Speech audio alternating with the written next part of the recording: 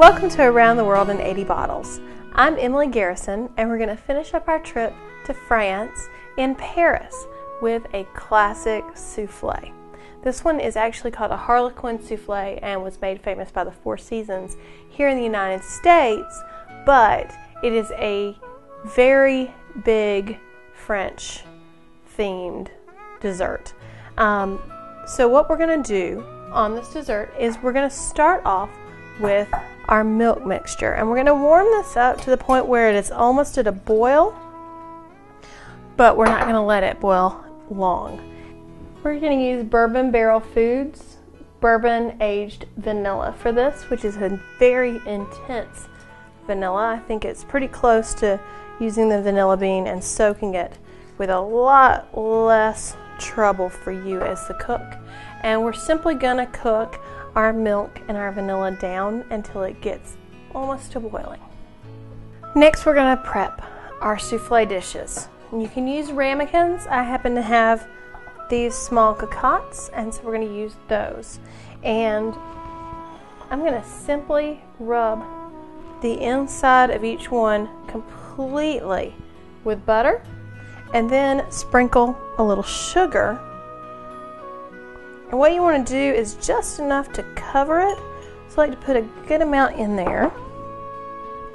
And then I kind of shake it around, and that way it coats the inside. And make sure I get the sides as well. Just kind of roll that around. And I always have a plate handy so you don't end up with sugar all over your kitchen. And that way your dish is fully prepped for your souffle. So I've got both of those ready. This recipe will actually give you 4 of these. And then we're also going to get our eggs separated. And separating eggs is rather easy. I've done several, but just to make sure that we know what we're doing, I always crack that on a table surface, not your bowl. Gives you a cleaner break. And you want to make sure you don't get any yolk in there. So just kind of move it back and forth until you have a nice clean yolk. This dish uses 3 yolks and 6 whites. So I like to stir the rest of the yolks for the next time I'm going to make an omelet. So these yolks need to be whisked. And you add in your sugar and whisk it again. Just going to kind of add one thing, whisk it, add another, and whisk it again. So we got our sugar and our yolks. And once that's nice and combined, we're going to put the flour in. Now it's starting to get pretty thick. And then we have a little cornstarch to make sure it's thick.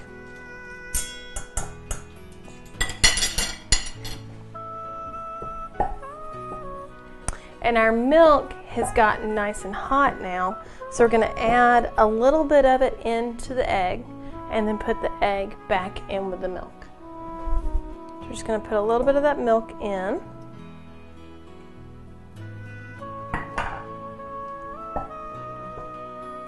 And this is probably the most difficult part to whisk, is when you have the almost solid yolk mixture. Just kind of breaking the milk in, which is why we only use a little bit, and because it's easier and easier to stir. And we can put that back into the milk, stir that up real well, and then I'm going to put it back into this bowl, and we're going to put it on an ice bath, which just means we've got a larger bowl full of ice where we can get this temperature down to room temperature instead of this hot temperature that we have now, because that's going to eventually cook our yolks, and we don't want to do that yet. And here I've just got a bowl. We can nestle it right in there.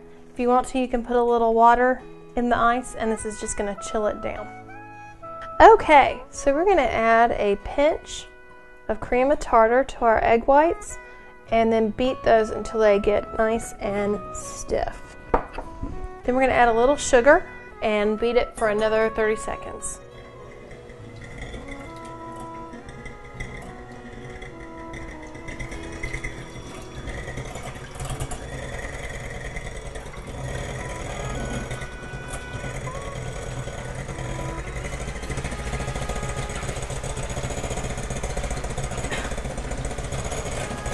Don't be afraid to really whip these up into a frenzy,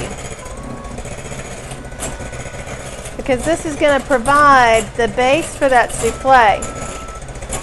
Remember that your two elements in souffle that are important are the creaminess with the milk and the sugar, and then the egg whites, which makes it fluffy. This will not work unless you make your egg whites fluffy. Now we're going to add some sugar and give it a couple more turns, and this should give us some nice peaks.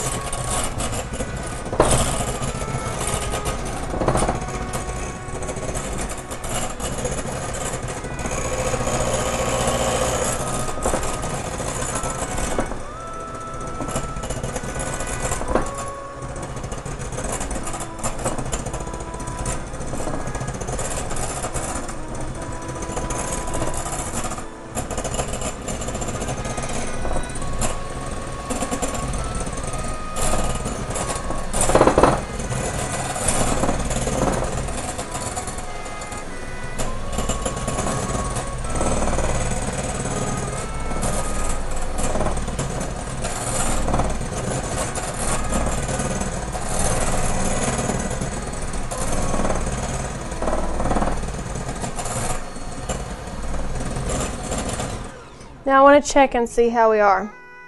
See how that's just starting to hold? We've got probably another 30 seconds.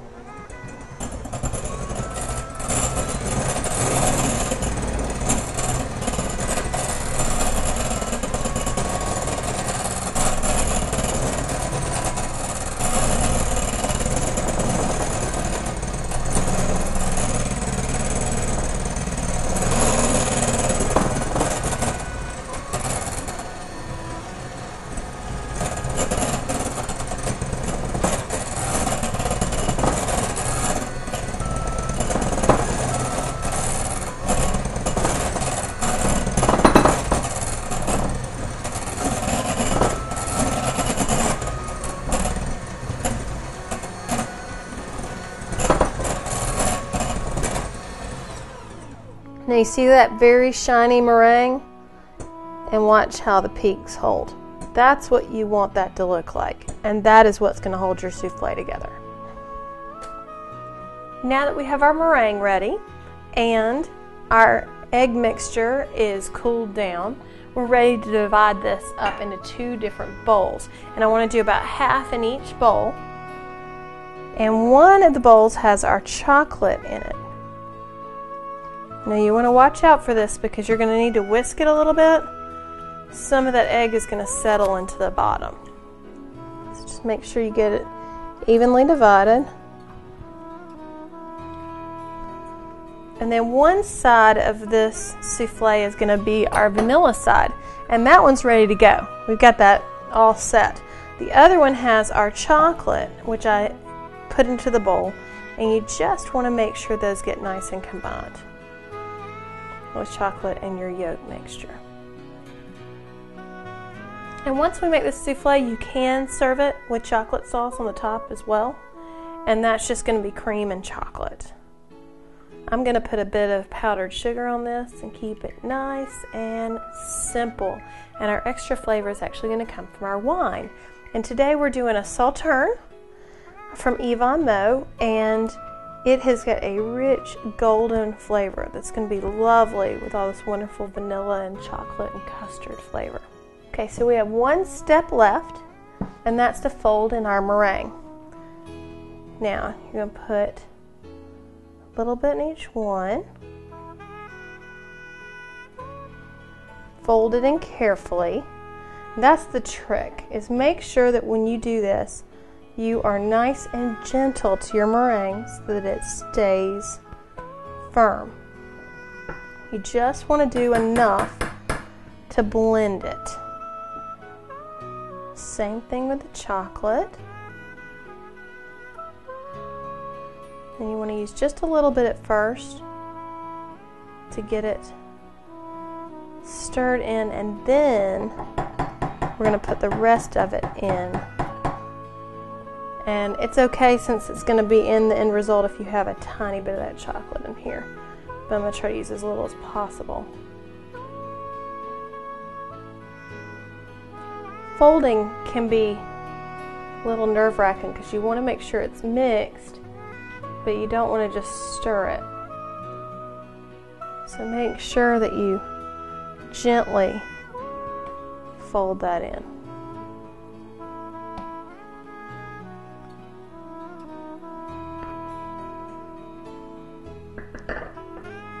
And of course, desserts are just a whole different animal than anything else in the kitchen, because baking requires more precision.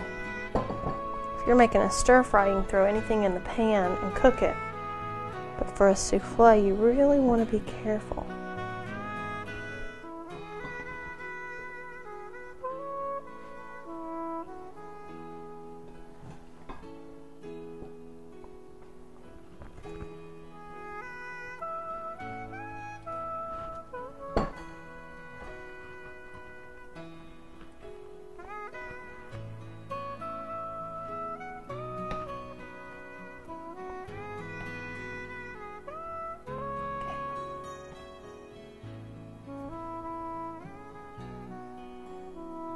Now here comes the fun part.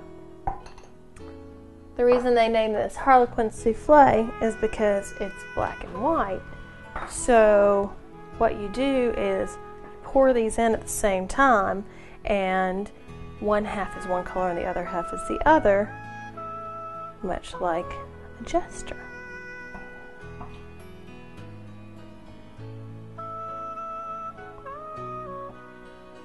Put one on there.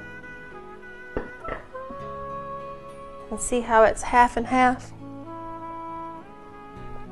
And obviously you can have a little spill, so just make sure you clean those up before they go in the oven.